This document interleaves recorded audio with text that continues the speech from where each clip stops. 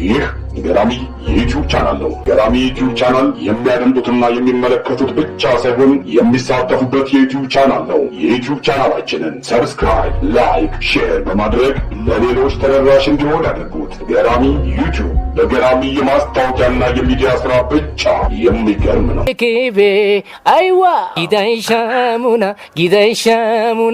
ዋዋሙና ጌዛኔው ሸለሜ ቢሳራ ቦረዴ ዋዋሙና አባድሪ ሳሉ አድዋይ ኤልበና ዋዋሙና ዘጠለሎ ነቢ አላው ሰቴና ዋዋሙና ከልቧ ሰው ተቀይማ ጨክና እሷ አታውቅም ለምን ይሆን በቃኝ ያለችኝ ለዓይኗ እንኳን የረሳችኝ ላላላሌ ላላላሌ። አድማጮቻችን መልካም በዓል በማለት ወደ 90ዎቹ ጎራ በማለት ከተወዳጅ ድምፃውያን መካከል አንደኛው ወደ ሆነው ቤት ተገኝተናል። ተወዳጁ ድምፃዊ አማላይ በሚለው የምናውቀው ቃቂ ተስፋዬ ነው እንግዳችን። ቃቂ ተስፋዬ ልዩ ልዩ ሙዚቃዎችን በመስራት የሚታወቅ እንዲሁም በዜማና ግጥም ደራሲ የሚታወቅ ተወዳጅ አርቲስት ነው። አሁን ጠፋ ብሏል። ምን እንዳጠፋው በምን እንደጠፋ እንጠይቀዋለን። እስከ ዝግጅታችን ፍጻሜ አብራችሁን ቆዩ።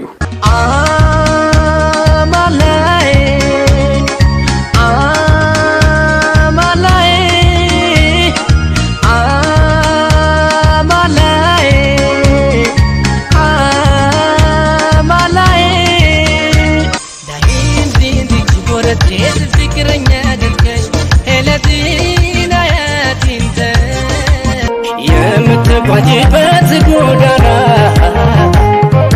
መስሎ የታሰበች ቀና ስትሳብ ታይተች ላይ ተይኳላ እንዳይጥልሽ ወጋቤ። አርቲስት፣ ገጣሚ እንዲሁም ታላቅ ሙዚቀኛ ቃቂ ተስፋዬ በጣም አመሰግናለሁ። የተሳሳትኩት ነገር ካለ ባክህን አርመኝና ራስን አስተዋውቅልኝ በድጋሚ። ከላይ አርቲስት ቃቂ ተስፋዬ ብለሃል። ከዛ ገጣሚና ግጥምና ዜማ ደራሲ ማለትህን ስህተት እንዳይሆነብኝ በሚል ነው በትክክል የተናገርከው። ምክንያቱም ብዙ ስራዎቼ ላይ የራሴ ስራዎችና አፍሻራ ገጥምም የዜማ የተለያዩ ሰዎች ጋርም ስላሉ ልክ ነው አጀማመርህ ልክ ነው። እንኳን አደረሰ ግን አልተባባልንም። እንኳን አደረሰ ቃቂ። እንኳን አብሮ አደረሰን። ቃቂ ማን ነው የሚሉትን መቼም የማያውቀው አድማጭ ይኖራል ብዬ አላስብም። ቃቂ እና ሙዚቃ እንዴት ተገናኙ ብዬ ብጀምር ግን ደስ አለ ለኔ። ለምን ከሱ አንጀምርም? ያው ቃቂና ሙዚቃ የተገናኙበት ትልቁ ፖይንት መጀመሪያ መዳረሻው ከፍላጎት ጋር የተነሳ ነው። ፍላጎት ማለት በእኛ ሀገር የትምህርት ደረጃ ጀስት ከልጅነት ጀምሮ ውስጥህን ምንድነው የምትፈልገውን ፍላጎት አይደለም ጀስት ሲያስተምሩን የነበረበት የመዳረሻውን ጥጉን አይተው አይደለም። እና የኔ ፍላጎት ውስጥ ነበረ ሙዚቃ።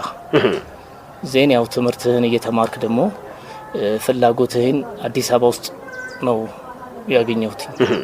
እና የመጀመሪያ ጊዜ ሙዚቃን ስገናኝ ገነት መናፈሻ የሚባል መቼም ታውቀው ከሆነ አቃቂ ቃሊቲ ክፍለ ከተማው ጎን የባንድ ሊደራችን ታደለ ገመቹ ነበር። እኔ እንኳን ያው እነሱ ቅጥር ውስጥ ስለነበሩ እኔ ምንድነው ማድረግ የነበረብኝ ምንድነው ጃመር አዲስ ስለሆንክ ታለንተን በእንደዛ አይነት መልኩ ነበር። እና ከሙዚቃ ጋር የመጀመሪያ ጊዜ ስገናኝ እዛ ኤሪያ ላይም ስለነበርኩኝ ቃሊቲ አካባቢ ነበር ሰፈር ማለት ነው አይደለም። ቴክኒክስ እና ሞያ ትምህርት ቪቲፒሲ የሚባል ኮሌጅ አለ። እዛ ደግሞ ስለሚሰጥ በወቅቱ 12 ፕላስ እና 10 ፕላስ ምናምን የሚል ፕሮግራም ነበረ።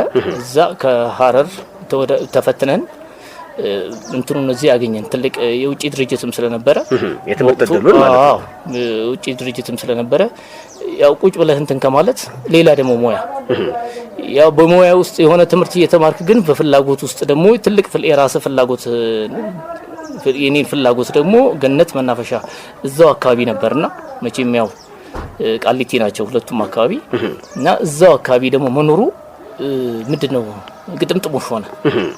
የመጀመሪያ የዘፈንከው ዘፈን ምንድነው ቃቂ?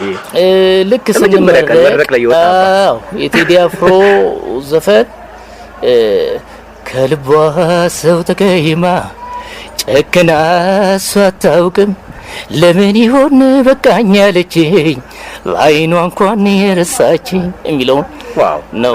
እሱን ነው የዘፈንኩት። በጣም ብዙ ጓደኞቼ ርብርብና ድጋፍ ነበረ። ትምህርት ቤት ውስጥ የነበሩ ልጆችን በቃ እኔ ብቻ ትልቅ እንትን ነበር።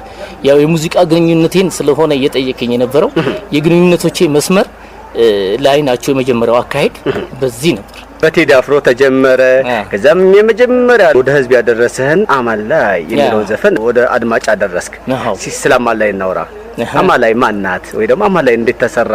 ግጥምና ዜማውንስ ማን ሰራው? የሚገርም ግጥሙን ዜማውን ስሰራው አማላይ የሚለውን ቃል አስታውሳለሁ። ከብዙ ይሄ የተደጋገሙ ቃላቶች መቼም 90 ውስጥ ሰማቸዋል። አሁን ለምሳሌ አይኔ የሾንዳ ሄዶ አሁን ለምሳሌ ያው የነ ታምራት ገምዝ የተደጋገሙ ቃላቶች አሉ እና ይሄ አውትሻይን ደግሞ የሚያደርጉ ቃላቶችን እንዲህ ግሩፒንግ ሲስተም አለንና ብዙ ጊዜ ቁጭ ብለን ስንወያይ አንዱ የአንዱን ሐሳብ ያመጣል እና እቺ ነገር ላይ ስንትሽ ይባላል አሁን በህይወት የለም። ሰርከሱ ምናምን ውስጥ ነበር የሚሰራው። የእናንተ የአባል ነበር የሙዚቃ አባል? አዎ። እና ቃሏን አንተ እቺ ቃል በዚህ ዜማ እንደዚህ ያልኩ ስለው በቃ እሱም ይገረማል። ዜማውን አልኩት። ዜማው ላይ ግጥም የለውም። ዝም ብላ ላ ላ ላ ሌ ላ ላ ላ ሌ እና አማላይ ብቻ ስለነበረች ቃሏ እሷን ብቻ ነው ምላት ኪቦርድ ላይ ዜማ ሲሰራለት እንደዛ ሰራና ከዛ በኋላ ቃሉን ከተትኩት ማለት ነው። ስለዚህ ግጥሙ የቃቂ ተስፋዬ ነው ማለት ነው። ዜማውን ደረስኩ። ከዛ ግጥሙን ጀመርኩና የተወሰኑ ነገሮችን ግማሽ በግማሹን ደግሞ በብዛት 70% ምናምን ደግሞ ለኢዮቤል ብርሃኑ ይባላል። ኢዮቤል ገጣሚ ነው፣ ጎበዝ ገጣሚ ነው። ግጥም ገና አዲስ ጀማሪ ስለነበርኩኝ እኔ ሁሉንም ነገር በራሴ ማድረግ አለ። ምክንያቱም ከምትማረው አካል መማር አለብህ። ግጥም ቢሆን ዜማ ማካሄድ ቢሆን እንጂ የተወሰነ ትንሿን ፈሪዘክ ሁሉንም በራስህ ብታደርገው ጉልበት ያጣል። እና እይታዬን ደግሞ ከፍ አድርጌ መምጣት ስለምፈልግ ነው ነጮቹ እንደሚሉት the first impression the last impression ይላሉ። የመጀመሪያውን እይታን ከፍ አድርገህ ከመጣ የመጨረሻውንም ማሳመር የምችልበት ግብ አለ ነው። እና ያንን ለማድረግ መጀመሪያ አነሳሴ ጥሩ አድርጌ መምጣት እንዳለብኝ ነው የኔ ሐሳብ የነበረውና በዚህ መልኩ ነበር። ስለ ግሩፓችሁ እናወራ እና ታደለ ገመቹ እንግዲህ የቃሊቲ ልጅ የ08 ልጅ እንደሆነ ይታወቃል። የጀመራችሁት ደግሞ ገነት ውስጥ እንደነበረ ነገር እስኪ ስለ ግሩፓችሁ እናወራ። እነሱ የገነት መናፈሻ እዛ ባንድ ውስጥ የነበሩ ነው። አንደኛው የመንግስቱ ኃይለማርያም አምባ ልጆች በብዛት አሉ። አምባ ልጆች ለኢትዮጵያ እና ጆኒ ቤዚ ወጡበት። አዎ ሳሚ ዋናው ነገር ሰላም፣ ዋናው ነገር ጤና እሱ ኪቦርድ ላይ ነው። መሐመድ ኑር ሁሴን አለ የክስታኔ ባንድ እንትን እዛ ነበር የሚሰራው። ግዛቸው ተሾመ ወፍራሙ ግዛቸው ተሾመና ይመላ ቢለው በአብዛኛው ይታወቃል። በባህል ይታወቃል። እሱ ነጻነት መኮንን ከኔ ምን አተነው ከኔ ምን ጎሎ ነው አይነት ሳዲያ ምትለው እሷም አንድ ባች ናቸው አይደለ? የ90ዎቹ ነች። አዎ ከዛ አሉ ብዙ ናቸው። የሙዚቀኛው እንትኖቹ አሁን ትልልቅ ቦታ ላይ የደረሱ ናቸው። በዘፋኝ ደረጃ እነዚህ ነበሩ። ከዛ ደግሞ ቀጥሎ ከዚህ ከእንትኑ ድንብዝ ደግሞ የሚባል ነው አለ። ድንብዝ ግሩፕ የሙዚቃ ግሩፕ ነው። አዎ እዚህም ይመጣሉ አንዳንዶቹ። አንዳንድ ጊዜ መስፍን እኔ በክረምት እያለ የሚዘፍነው መስፍን በቀለ፣ አብርሽ ዘጌት፣ አበባ ደሳለኝ፣ ትግስት ፋንታው። አዎ እዛ ላይ ሳሚም አለ ደግሞ ሮቤል የሚባል አለ።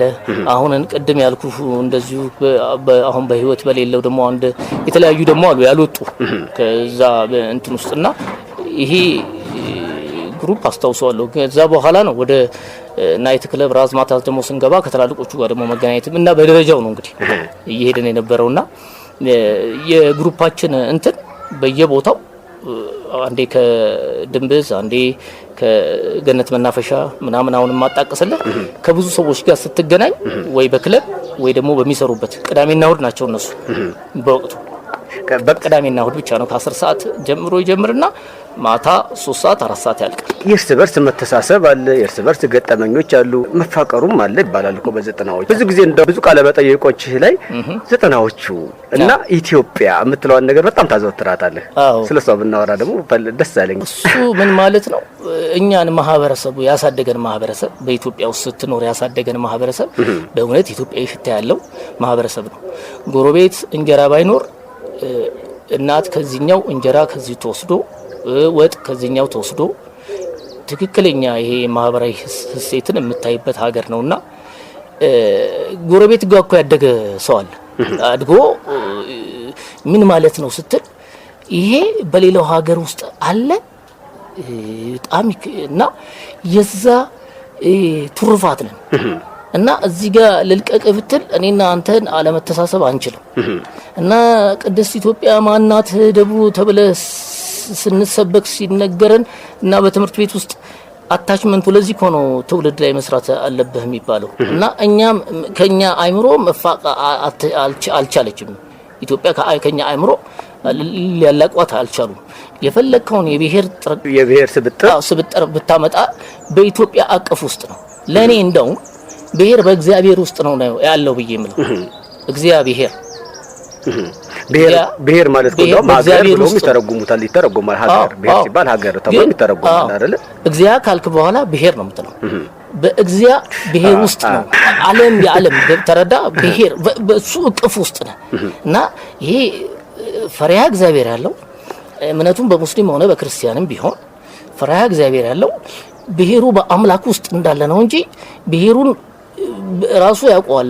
ምን ማን ተናገርልኛል እና እኔ እንደዚህም አይነት ፍልስፍና አይደለምና ቃል በቃል ነው ይሄ ብዬ የማስበውና በሆነ ቦታ ሊያደርጉን ሲሉ ወደ አንድ ገባ አንተ የዚህ ብሔር አካል ነህ ይሄኛውን አካል ዝፈን ሊሉን በቃ ኦሬዲ ጨርሰው እኮ እንትን ብለዋልና ተዘግቷል። በር ተዘግቶባል እና በአንድ ጎራ ነው መሆን ያለበት። ሶ የሙዚቃውን ኢንዱስትሪ ታዲያ በምን አይነት መልኩ ትሰራዋለህ? በምን አይነት ጥበብህን እንዴት ዋጅተህ ታወጣዋለህ? እና እንዲህ አይነት ነገር ስለነበሩ የሙዚቃው መንፈስ ምን ይመስል ነበር? ዘጠናዎቹስ ምንድናት? ዘጠናዎቹ እንዳልኩህ ታዘወትሯታላችሁ። እሷ ምንድነው ግሩፒንግ አለ፣ እንሰባሰባለን፣ በህብረት ነው። ስለ አሁን የአንተን ስራ ለመስራት የሁሉም ሰው ርብርብ አለ። ይሄ ምን ማለት ነው? አሁን ቀደም በአስተዳደግ ላይ እንደነገርኩ ወጡ ከሌለ እንጀራው አንተ ጋር አለ እንደማለት ነው። ስለዚህ በር ቆልፈ በጠኔ አትሞትም። ተረዳኸኝ? ትክክል። እና ይሄ ኢትዮጵያዊነት አሁን እምልህ እንትን ተሰባስበን አንዱ ለአንዱ አንዱን የሚደግፍበት ገባ እና እንዲህ ድካም ቢኖር ስነ ሂስ ቢኖር የቃላት ስነ ሂስ ቢኖር አረ ይሄን ነገር ግን በስነ ስርዓት ይውት ምናምን እየተባባልን የብዙ ሰዎች ሐሳብ አለ። አንድ ሰው ስራ ብቻ ሊመስል ይችላል፣ አይደለም። የብዙ ሰዎች ሐሳብ አለ፣ እዛ ላይ ያንጸባርቃል። ስለዚህ ይሄንን ነገር ደግሞ አሁን ላይ ታገኘዋለህ ወይ ብለህ ስትል አታገኘው ስለሌለ ዘጠናዎቹን በዚህ ምክንያት ሁለት ደግሞ ስታስበው ስታየው ደግሞ 90 ፓርት ላይ የመጡትን ከነ ቴዲ አፍሮ ጀምሮ እነ ጎሳዬን ብትል ጥበብ ወርቅ እነ ታምራት ደስታ እያልክ ወደኛም እንደዚህ ፍስስ ብለን ስታየን ሲፈጋ ሲጥራ ይከረመ እና የማንንም እንትን ድጋፍና እንትን ብሎ አያውቅም። በዛ ውስጥ ነው መጨረሻ ላይ ያው ፖሊሲያቸውንና የነበረው መንግስት የኢህአዴግ መንግስት ማለት ነው እያንዳንዱን አባል በማድረግ ከራሱ ጋር በማድረግ የኪነ ጥበብ ባለሙያ ማለት ነው የኪነ ጥበብ ሙያተኛ አንዳንዱን ልምጥምጥ አደረገው። አንዳንዶቻችንን ደግሞ እስከ መጨረሻ ጽኑ ብትሆንም ጽኑ አለመሆንን ሊያሳየህ በኢኮኖሚ በምንም ሊመታህ ሞክሮ ያው እግዚአብሔር ይደርስ የለ ጸሎትህን ይሰማ የለ ያደርሰሃል ያበቃሃል። እና ሰባዎቹ 80ዎቹ ከዛ 90ዎቹ 2000ዎቹ ይባላል አይደል? ሰባዎቹ ወለዱን እኮ ነው ዘጠናዎቹ ማለት የሰባዎቹን ስራ ቁጭ ብለህ የምትሰማ ከሆነ ዘጠናዎቹን ማን ወለደ ስትል ሰባዎቹ ናቸው። ከሰባዎቹ ደግሞ ባሻገር ደግሞ ያሉትን ደግሞ ስታይ እነ ሰባዎቹን ደግሞ ማን ወለደ ስትል ደግሞ ጠንካራ ነጥልሽነ ምናምን ወደዛ ይሄድክ ደግሞ እንትን ወደ ኋላ በመመለስ እና እንዴ የተሳሰረ ነው። ወደ ኋላ ደግሞ እንመለስና ገነት ላይ የምንጨዋወተው እንግዲህ ወደ ኋላም ወደፊትም እያልን ስለሆነ ማለት የቴዲ አፍሮን የመጀመሪያ ከልቧ ሰው ተቀይማ የሚለውን አዜምክ። ከዛ በኋላ ክለቦች ላይ የምታዘወትራቸው የማንን ስራዎች ነበር የምትሰራው? ብዙ ናቸው። እኔ የተለያዩ ዘፈኖችን ብዙ ጊዜ እንዳውም ራዝማታ እስከገባው በኋላ ጉራግኛም ኦሮምኛም ያው እንግዲህ አደረኛም የሆነ ፓርት ላይ አንድ ሙዚቃ ያለ አይደል? አደረኛ አለኝ። እኔ ተወልጄ ያደኩት ሐረር እስከ መሆኔ መጠን እኔ የሐረርን አትሊስት እንደ ሌላው ምንድነው በአንድ ሰው ላይ ተጠነጠነና ሐረር ብዙ የብሔር ልጆች ተወላጅ ያሉበት ነው። ከሶማሌና ከኦሮሞ የተወለደ አለ። እንደኔ ደግሞ ድብልቅ ያለ ከአራት ከምናምን የዝርያዬ ምናምን ስትለኝ በቃ ለዚህ ነው አንዳንድ ጊዜ ብሔርህ እንኳን ሲባል ልታመም እችላለሁ። እኔ የታመምኩ ይመስለኛል እንደውም ያስተኛኛል ብዬ የምገምተው እነዚህ አይነት በሽታ ነው ኖርማሊ። እና እውነት ነው ለመናገር ብሔር ቀደም እንዳልነው ነው አይደለ? አሁን ለምሳሌ ብሔር ሀገር ወይ ደግሞ እግዚአብሔር ካልን አሁን ላይ ብሔር ስትለው ግን እጅግ የሆነ የሚያም ነገር ነው። እውነት ነው። ብዙ ጊዜ እንደውም ብዙ አድናቂዎች የሚወዱልህ